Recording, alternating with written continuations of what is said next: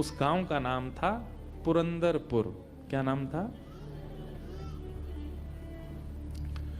पुरंदरपुर में एक ब्राह्मण रहते थे। उच्च वशिष्ठ कुल में ब्राह्मण का जन्म हुआ। थे तो ब्राह्मण, शिखा सूत्र भी रखते थे, तिलक भी लगाते थे, लेकिन ब्राह्मणों जैसा स्वभाव नहीं था, केवल स्वरूप था। एक बात याद रखिएगा, जात पात पूछे नहीं को, हरि को भजे सो हरि को हो। कितनी बार ऐसे ऐसे भक्त हैं जो जाति में भले ही श्रेष्ठ नहीं है, पर ठाकुर जी ने उनको ब्राह्मणों से भी ज्यादा महत्व दिया है। श्री तुकाराम जी महाराज वे ब्राह्मण नहीं थे, पर श्री तुकाराम जी का अभंग सुनकर के छत्रपति श्री शिवाजी महाराज भी उनके सामने हाथ जोड़ करके बैठ जाते थे। श्री तुकाराम जी महाराज ऐसे भक्त थे कि उनके लिए श्री पंडरीनाथ भगवान मचल जाते थे उनको देखने के लिए।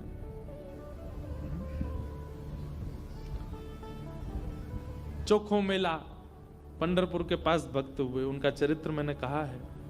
कैसे अद्भुत भक्त, श्रेष्ठ जाति के नहीं थे संसार के लिए, पर ठाकुर जी के लिए। ठाकुर जी आप किस वर्ण में जन्मे हो इससे ठाकुर जी को ज्यादा फर्क नहीं पड़ता, पर जहां भी जन्मे हो आपका स्वभाव कैसा है वो ठाकुर जी देखते हैं। आपका व्यवहार कैसा, आपकी विचारधारा कैसी। तो ये उन भक्तों के लिए जिनका स्वभाव अच्छा नहीं है, जिनका व्यवहार अच्छा नहीं है, जिनके विचार अच्छे नहीं है, वो भक्त बहुत ध्यान से सुनिएगा इस कथा को। तो पुणे के पास में एक गांव है पुरंदरपुर, वहां पर एक ब्राह्मण रहते थे। स्वरूप ब्राह्मणों का था पर स्वभाव वैश्यों का। वैश्य मतलब हमारे बनिया भाई लोग, उनके जैसा उनका व्यवहार था। कैसा? व्यापार करते थे, धन देते थे, उस पे क्या बोलते हैं उसको, ब्याज पे, ब्याज पे धन देते थे लोगों को, और अपना गल्ला खोल रखा था, गल्ले पे बैठते थे। ब्राह्मण का नियम है संध्योपासन करना चाहिए, यज्ञ करना चाहिए, अध्ययन करना चाहिए, ग्रंथों का अवलोकन करना चाहिए, पर ये सब कुछ नहीं करते थे।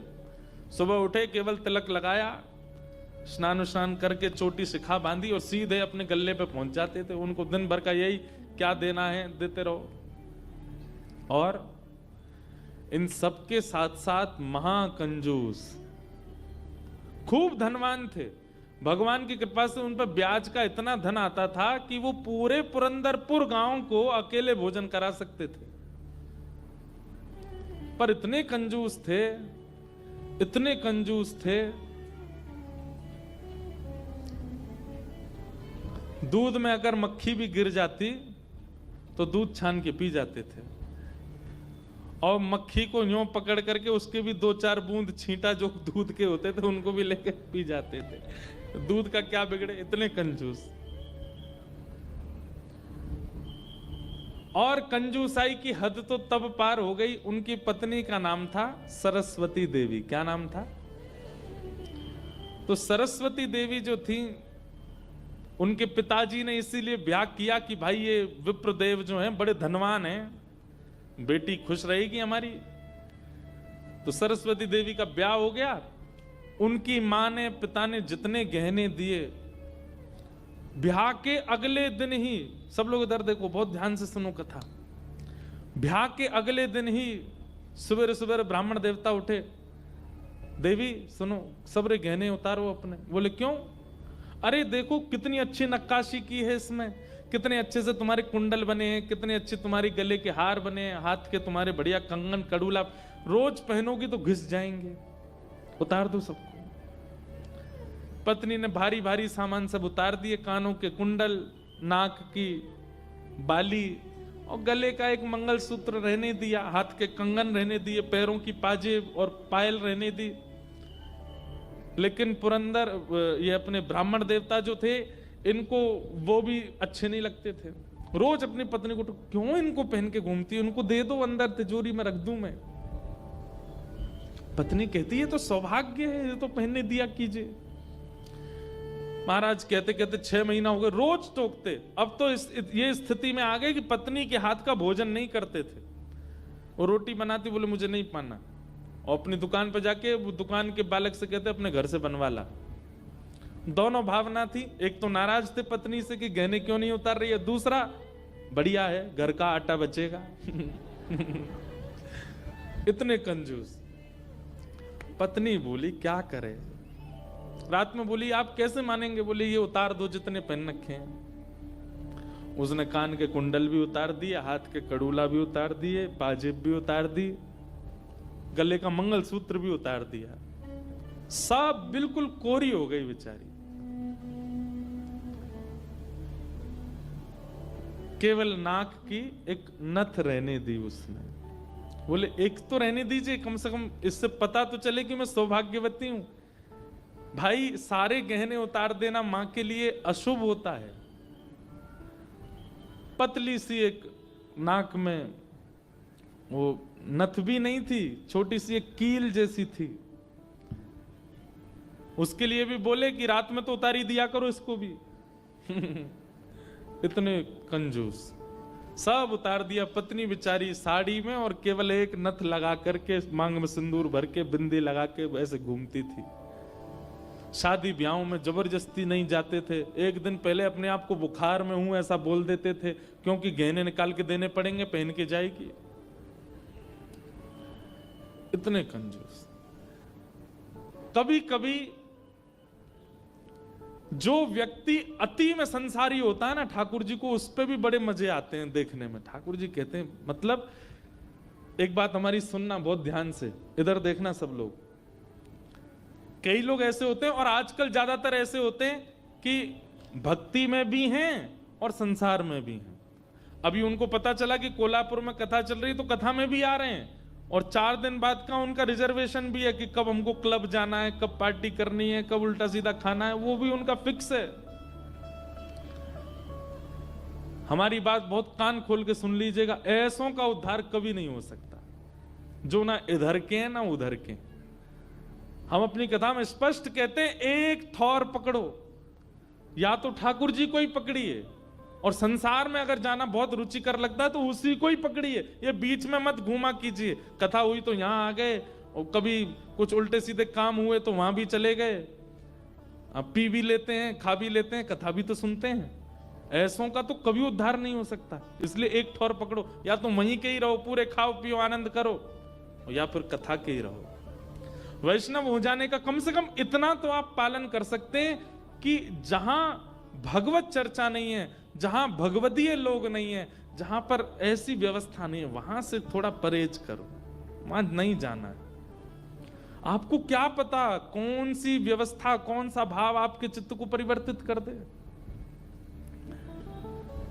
तो इसलिए हमारी प्रार्थना है, ये बीच के मत रहिए, इधर उधर घूमते रहते हैं। एक तरफ जाइए, एक तरफ पकड़िए। संसार अच्छा लगता है तो पूरे पूरे जाओ वहीं पे।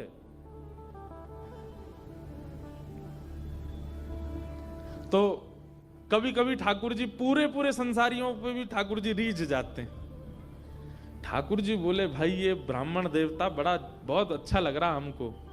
क्यों? बोले इतना कंजूस तो हमने कभी नहीं देखा है, बहुत भयंकर कंजूस है। ठाकुर जी का मन आ गया उस पर। अच्छा, जो पत्नी थी ना सरस्वती देवी, वो बड़ी भक्ता थी। वो तो नाम जप भी करती थी, वो दर्शन करने के लिए भी जाती थी, लेकिन ये नहीं जाते थे उसके साथ। वो अपने माता पिता के मायके जब जाती थी तो मायके वाले लेके जाते थे उसको दर्शन कराने। ये तो कभी नहीं लेके जाते थे, तो कंजूस थे, खर्चा होगा। और मायके भी खुद नहीं लेके जाते, इनके भाइयों से बोल देते, बोले तुम ही आके ले जाओ, उसमें भी खर्चा ना हो मेरा। सोचो कितनी ऊंचे लेवल के कंजूस। तभी ठाकुर जी का मन आ गया, इस पे तो इसको देखूं मैं एक बार। और हमारे श्री पंडरीनाथ भगवान, श्री विठल भगवान एक दीनहीन से ब्राह्मण का रूप धारण किया। फटी सी धोती पहनी, कुचैली मैली सी कुर्ता पहने, और पुराना काला सा जनेऊ धारण किया, और महाराज ऐसी तिलक सा लगा करके बिल्कुल दीनहीन, झुर्रियां पड़ रही मुखमंडल पर, और ऐसे हाथ जोड़ते भये इनके दुकान पर पहुंच गए। रूप रंग देख करके ही पहले तो ब्राह्मण देवता समझ गए, बोले अरे ये और आ गया, ये कुछ देना वेना तो है नहीं, मांगेगा। कहो तन पे नहीं लगता, चल दिए कलकत्ता, क्या करने आए हो? ठाकुर जी बोले बहुत गरीब ब्राह्मण हूं मैं, मेरी बेटी का ब्याह होने वाला है, अपनी पुत्री का ब्याह करना है मुझे, और मुझे ब्याह के लिए थोड़ी व्यवस्था चाहिए धन की। आप तो बहुत बड़े धनवान सेठ हैं, कृपा कर दीजिए ना, कुछ दे दीजिए मुझको, मैं अपनी बेटी का ब्याह कर दूंगा और थोड़ा ठीक हो जाएगा। या तो धन दे दीजिए, नहीं तो कुछ सामान दे दीजिए, सामग्री दे दीजिए, मैं उसी से कुछ ना कुछ तो व्यवस्था करूं। तो ये जो ब्राह्मण थे ना, ये जबरदस्ती रफू की हुई धोती और कुर्ता पहन के जाते थे कि कोई मांगने वाला आ जाए तो उसको दिखा दूं, देखो मेरे खुद के कुर्ता फटे, मैं तुमको कहां से दूं। तो ठाकुर जी को दिखाने लगे, ये देखो मेरी धोती यहां से उधरी हुई है, मेरा कुर्ता यहां से फटा हुआ, कैसे तुमको दूं, मैं खुद नहीं अपने नए खरीद पा रहा, तुमको कहां से दूं भाई। ये सब तो केवल बाहर का दिखावा है, मेरे पे कोई पैसा वैसा कुछ नहीं है, दूसरों का धन ले रखा है मैंने। भैया चलते बनो, कहीं और जाओ, किसी और से मांगो, भगवान करे तुम्हारी बेटी का ब्याह बहुत अच्छा हो। बोले मुझे या तो धन दीजिए, नहीं तो मैं यहीं बैठा रहूंगा। ठाकुर जी जिद पे आ जाएं तो उनको कौन हटावे। ठाकुर जी वहीं बैठ गए द्वार पे, बोले मुझे धन दो, ऐसे तो नहीं जाऊंगा, मैं आपके दर पे आया हूं, कुछ तो लेके जाऊंगा, मेरी बेटी का ब्याह है। अंत में हार करके ब्राह्मण बोला, देखो मैं ऐसे नहीं देता हूं, कुछ लाओ, मेरे पास गिरवी रखो, पैसा ले जाओ, और जब पैसा हो जाए तो पैसा देके अपना सामान ले जाना, तुम पे है कुछ देने के लिए। ठाकुर जी बोले मुझ पे तो कुछ भी नहीं है, मुझसे कुछ काम करा लीजिए दुकान में, मैं ये कर दूंगा, आपकी साफ सफाई कर दूंगा, इतना कर सकता हूं, उसके बदले कुछ दे। बोले उसकी जरूरत नहीं है, सब है नौकर चाकर मेरे पास, मैं तुम्हें बस इतना कह सकता हूं, कोई मूल्यवान सामग्री दो, पैसा ले जाओ, और जब पैसा हो जाए तो पैसा वापस दे के सामग्री ले जाना। मतलब इतना भी दान नहीं कर सकता हूं।